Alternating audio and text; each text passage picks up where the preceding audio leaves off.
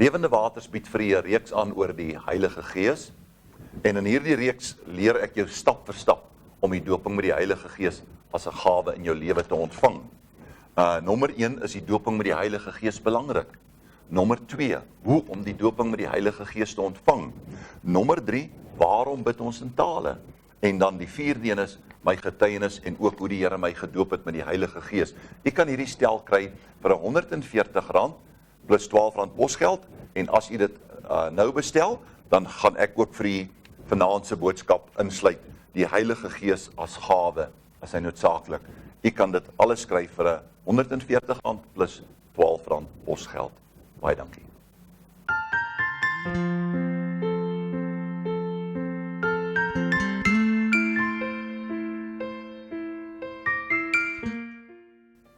Welkom by Lewende Waters en Patmos Bediening. Ek is Monty Elof en ons is besig met 'n reeks oor vrae en antwoorde oor die Heilige Gees.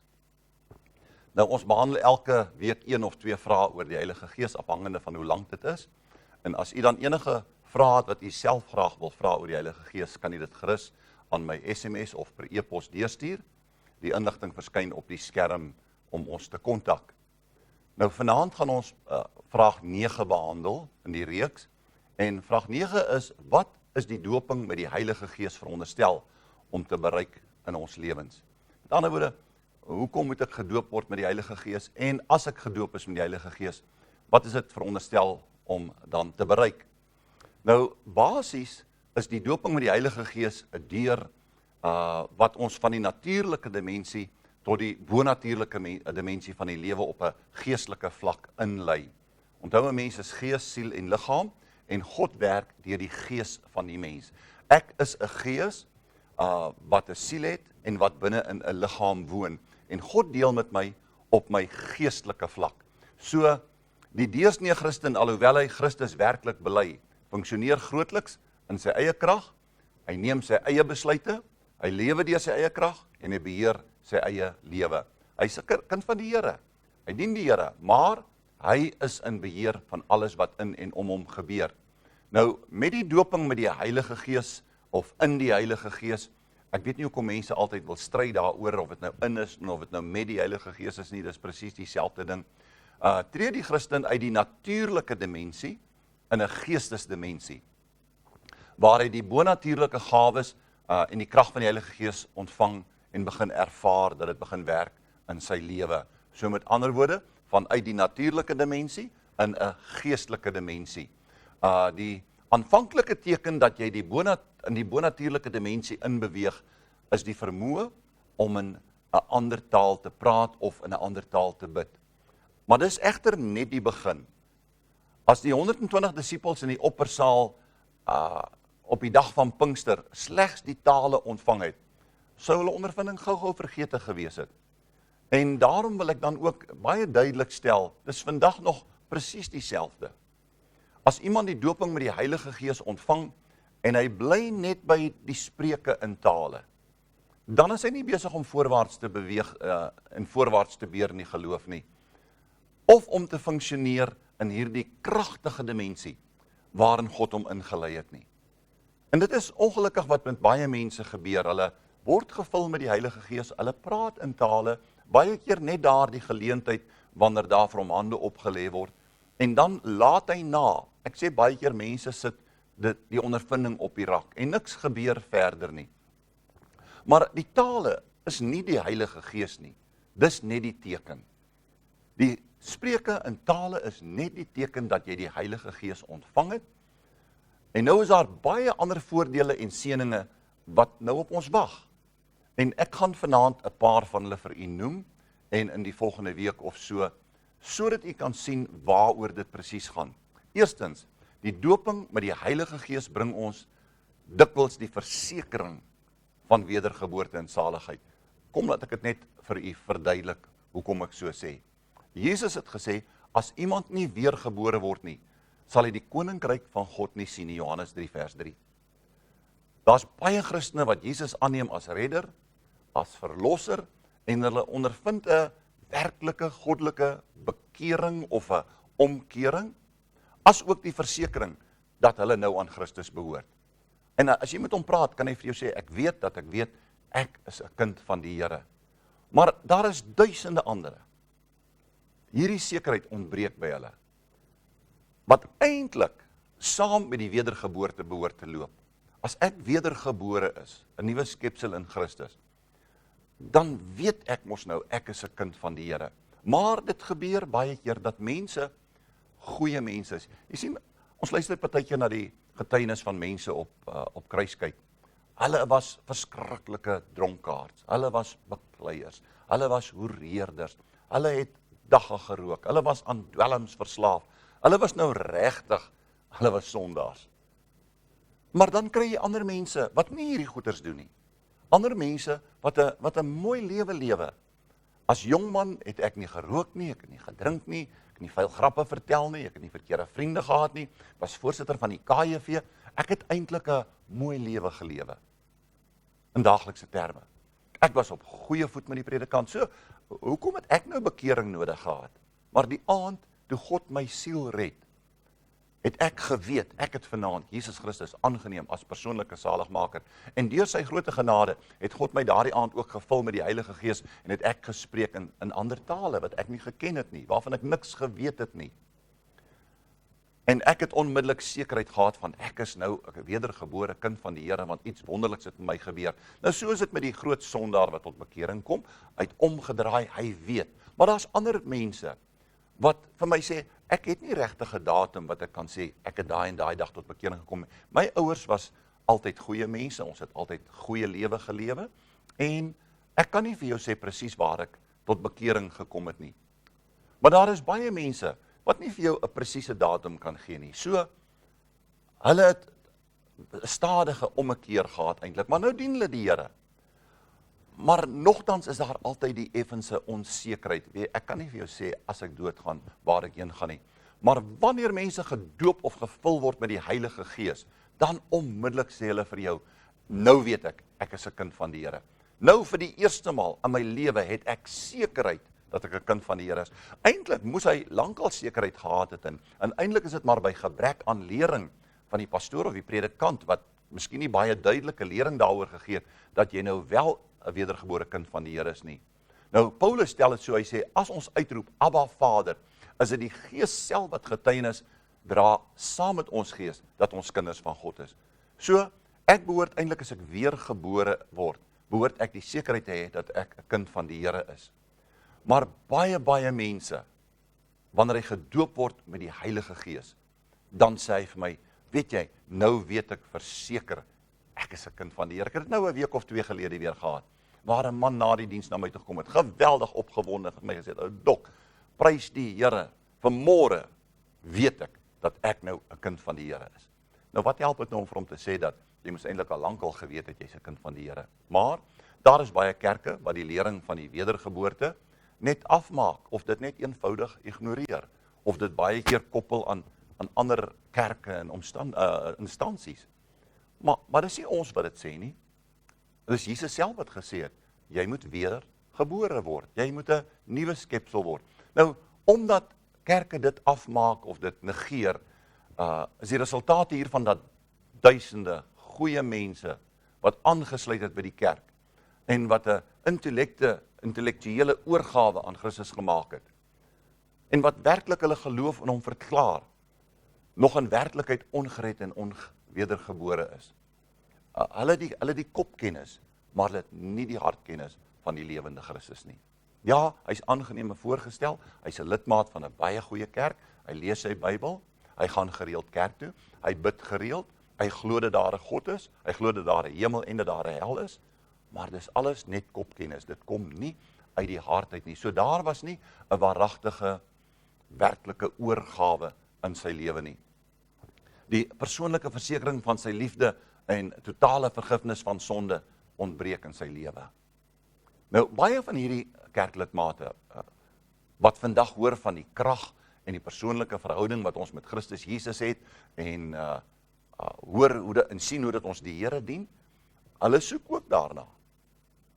En dan vind hulle dit, deur bekering of wedergeboorte, en deur die doping met die Heilige Gees. Dis vir my altyd wonderlik, En ek sê baie keer dat die doping met die Heilige Gees is eintlik die cherry op die koek. Nou kan hulle ook hierdie ondervinding van hulle deel, soos dit beskryf word in Johannes 1 Johannes 4 vers 13. Hy sê, maar hierdeur weet ons, dat ons in hom bly en hy in ons, want hy het ons gegee van sy gees. Hierdie mense het nou 'n sekerheid. En dan vra ek vir mense, hoe weet jy nou dat jy die Heilige Gees ontvang het? En dan sal baie van hulle sê, maar ek het nou gepraat in snaakse tale en klanke wat ek nie verstaan nie. Een het Sondagmôre vir my gesê, joe, dit is my gevoel of ek nou staan en brabbel. Toe sê ek, ja, presies, die verstand sê vir jou, jy's besig om te brabbel, dis nie van die Here nie, dit werk nie so nie. Maar, dis daardie ondervinding, om in daardie taal te praat, wat God jou gegee het. Nou, die wedergebore Christen, wie se hart nou skoon gebrand is deur die Heilige Gees, word baie keer as 'n fanatikus bestempel. En ons gaan nou oorboord. Terwyl die louwarm kerklidmaat nie werklik verstaan wat gebeur het nie, totdat dit ook met hom gebeur. Dus ek dink hoe baie mense met my gespot het, en gemeentelede gespot het, en ons uitgelag is en verguis is vir die evangelie van Christus, totdat daardie persoon tot bekering gekom het. Ek vat my eie familie, wat tot bekering gekom het en na my toe gekom het later en gesê het, ou boet, nou verstaan ek wat jy ontvang het. Nou weet ek wat dit beteken. Ek dink aan my eie mammie jare gelede. Ek was 19 jaar oud toe ek tot bekering gekom het, en ek moet vir u sê, ek het waaragtig tot bekering gekom. Ek was 'n goeie mens, soos ek gesê het in die begin. Ek het nie geglo ek is 'n sondaar nie. En nou begin ek die Here te dien, en ek het basies in my tyd, van maandag tot sondag het ons kerk gehad. Ons het elke aand kerk gehad. Ek het begin uitgaan met die pastoor se dogter. Ek het in die orkes gespeel. Ek het op al die rade gedien. Ek het vir die Here gewerk en geywer, en dan kom ek 12, 1 uur in die nag by die huis. Daai jaar het ek in die myn gewerk. 5 uur moet ek opstaan, ek moet myn toe gaan. Ek sien skaars my pa ma. Vanaand slaap hulle al as ek terugkom in die huis. En as ek haar dan so per geluk hier op 'n Saterdag hulle sien, op 'n Sondagmôre vroeg, dan sê sy vir my, ou boetie, jy's nou te erg. Wat te erg is te erg. Jy's nou te veel in die kerk in. Jy gaan te veel kerk toe. Dan sê ek, maar mami, dis lekker, ek geniet dit. Totdat sy ook, werklik waar, haar hart in die lewe aan die Here gegee het. Toe kom sy by my, toe sê sy vir my, ou, weet jy, nou verstaan ek hoe jy voel. Nou verstaan ek, hoe kom jy, want ek kan nie genoeg kry van kerk nie. Dis te lekker, dis heerlik om in die kerk te wees. Nou ja, sodra die louwarm Christen of die sondaar tot bekering kom, en hy word gedoop met die Heilige Gees, dan begin hy die goed te verstaan, en dan wil hy ook net kerk hou. Nou, tweedens, wat beteken die doping met die Heilige Gees vir ons? Die doop met die Heilige Gees bring 'n verdere kruisiging van die ou mens, en dis nou nie so lekker nie. Dis ook nie lekker om daaroor te praat nie. Maar die doping met die Heilige Gees bring 'n nuwe sensitiwiteit in jou binneste, wat op verskillende maniere werk. Daar kom 'n verandering in jou lewe, net soos wat daar 'n verandering gekom het by jou wedergeboorte, toe jy soontoe gestap het en omgedraai het en in die teenoorgestelde rigting begin stap. En gisteraand juis by ons selkerk het mense navraag gedoen, en ek het vir hulle gesê, nou maar goed, het jy agtergekom in die afgelope jaar dat daar 'n geestelike groei by jou is? En hulle antwoord was ja, ons kom dit agter. Ek sê wel, nou moet jy gedoop word in die Heilige Gees, want dis waaroor hulle wat hy wil geweet het. Wat gebeur nou? Ek begin nou dors raak. Ek wil nou verstaan van die Heilige Gees. En nou wil ek vir u sê, sodra die Here hom doop in die Heilige Gees, en volgende week gaan ons bid vir hulle vir die doping in die Heilige Gees, gaan daar weer 'n nuwe dimensie kom, 'n dieper geestelike sensitiwiteit vir die Heilige Gees. En na mate ons meer en meer die werking van die Heilige Gees in ons lewe toelaat, dan gewaar en ervaar ons ook 'n groter bewustheid van die teenwoordigheid van sonde in ons lewe. Ons kom agter, maar ek wil nie meer dit doen nie. Ek wil ook nie meer in hierdie mense se geselskap wees nie, of ek wil nie meer na daardie plek toe gaan nie. Ons kom agter dat die Heilige Gees begin vir ons sensitief maak oor sekere goed in ons lewe. Ek kom agter, maar ek wil ook nie meer regtig so kwaad word nie. Ek moet iets doen daaromtrent. Of ek wil ook nie meer so lelik praat nie. Wat is besig om te gebeur? Die Heilige Gees is besig om 'n sensitiwiteit te bring, en jy is nou deur die Gees besig om die vlees te kruisig. Want u sien, hierdie toenemende sensitiwiteit vir die sonde word oorheers deur 'n begeerte na heiligmaking. En dis my verskriklik interessant hierdie laaste klompie maande, eintlik van die begin van hierdie jaar af, dat daar 'n geweldige sensitiwiteit is vir twee goed. En dit is naamlik heiligmaking en die eindtye. Ek kan maar sê die doop in die Heilige Gees ook, maar daar's 'n geweldige belangstelling. Mense praat oor die eindtyd en mense praat oor heiligmaking. Ons moet heilig lewe. Nou ja, jy sal nooit 100% wees in jou lewe nie. Jy sal nooit in 100% lewe kan lewe nie. Jy gaan van tyd tot tyd struikel of val of so, maar die grootste ding is om op te staan sodra jy geval het. En ons strewe na heiligmaking. Nou ja, nou sê die woord van die Here ook vir ons, die gees is gewillig, maar die vlees is so dikwels swak. Nou wanneer ons wedergebore Christene word, begin ons sterf vir die vlees of die ou natuur. Onthou nou, ek het nou omgedraai, ek stap nou in 'n ander rigting, en die woord van die Here sê vir my, as ek in Christus is ek 'n nuwe skepsel, die ou dinge het verbygegaan. Ek lewe 'n nuwe lewe. Ek wil graag die Here gelukkig maak. Ek wil graag God se glimlag op my lewe sien. Ek wil graag die Here plesier met my lewe. En daarom begin ek dan hierdie ou vlees van my te kruisig. Ek ontsê hom die dinge wat hy gedoen het, wat in die wêreld was, wat nie reg is en goed is vir my nie. Ek ontsê hom sekere goeders wat ek gedoen het en rondom my gebeur het, en ek onttrek my aan sekere van daardie goed, want my belange is nie meer daar nie. My belange is nou in die woord van God. My belange is in die kerk. My belange is om my Vader gelukkig te maak. En ek moet hierdie ou natuur kruisig. Nou Paulus leer vir ons in Romeine 6 vers 6, hy sê, ons weet dat die ou mens gekruisig is in hom, sodat die liggaam van die sonde vernietig kan word, en nie meer langer deur die sonde oorheers kan word nie. Met ander woorde, ek begin heers oor hierdie liggaam van my. Ek begin heers oor hierdie ou natuur, waar ek voorheen sou gekyk het, kyk ek nie meer nie. Waar ek voorheen sou begeer het, begeer ek nie meer nie. Waarheen ek voorheen sommer net gelaat waai het en kwaad geword het en gevloek het en geskel het en goed rondgegooi het, doen ek dit nie meer nie. Hoekom? Ek is besig om my ou mens te kruisig. Ek is besig om op 'n pad van heiligmaking te stap.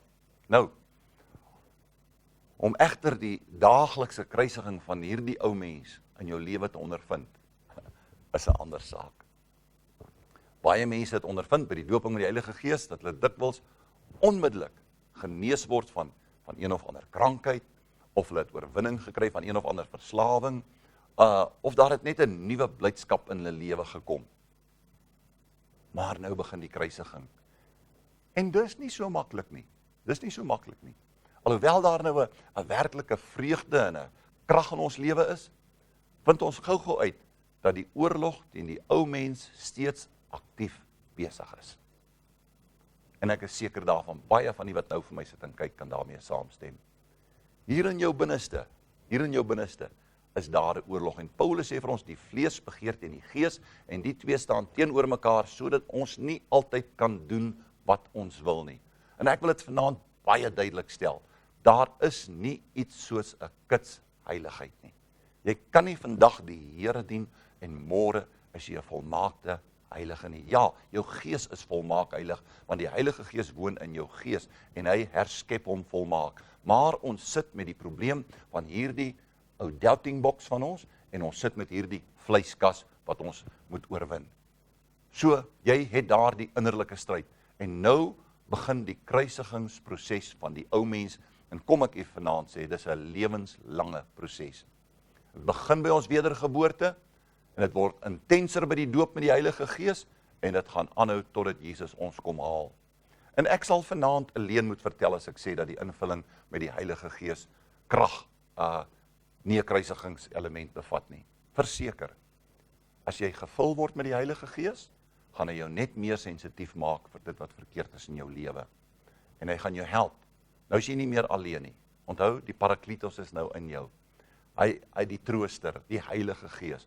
Hy woon nou in jou. Nou help hy jou om oorwinning te kry oor dit wat jy mee sukkel.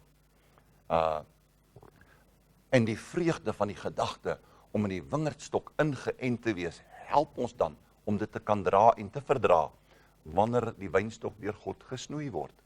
Want ons gaan gesnoei word. Daar gaan seker goed wees wat nie lekker is nie. En ek sê altyd vir mense, weet jy, as jy gekruisig word, hang doodstil. hang doodstil, want hoe meer jy spartel, hoe seerder kry die ou liggaam. Hoe meer jy spartel, hoe langer gaan jy in die kruis hang. Word stil, gee die Heilige Gees 'n geleentheid en word vol van die Heilige Gees. Daar is mense wat verklaar dat die doping met die Heilige Gees vier 'n proses is van verguisiging, kruisiging, waarvan Johannes die Doper gepraat het, toe hy gesê dat Jesus sou hulle doop met die Heilige Gees en met vuur, volgens Matteus 3 vers 11. Hulle mag dalk 'n mate reg wees, want kom ons lees wat sê in Matteus 3 vers 11, hy sê, ek doop julle wel met water tot bekering, maar hy wat na my kom is sterker as ek, wie se skoene ek nie waardig is om aan te dra nie, hy sal julle doop met die Heilige Gees en met vuur. En daarom sê baie mense dat hierdie vuur is die vuur wat besig is om jou skoon te brand van binne, wat miskien in 'n mate ook waar is. Nou, ek wil vandag hier afsluit, maar volgende week nog meer vrae en antwoorde op die Heilige Gees, en gaan ons meer daaroor praat. Wat wil die Heilige Gees in ons lewe bereik? Kom ons bid saam. Baie dankie, dierbare Vader, vir die voorreg om na u woord te kon luister en die voorreg van my om dit kon oordra aan hierdie TV-kykers. Ek wil bid, help hulle om vol te word van die Heilige Gees. Help hulle om vervul te wees met die Heilige Gees en gee hulle die krag om oorwinning te kry oor hierdie ou verstand en oor hierdie ou vleeslike natuur en gee hulle die krag om u te dien in gees en in waarheid en dat die Heilige Gees sy doel in ons lewens sal bereik. Ons vra dit in Jesus naam. Amen. Nou ons dienstye op kruiskyk is as volg: Dinsdae 1900, Woensdae 1600, Donderdae 10:30 en Vrydag 8:30. Geniet u kruiskyk verder.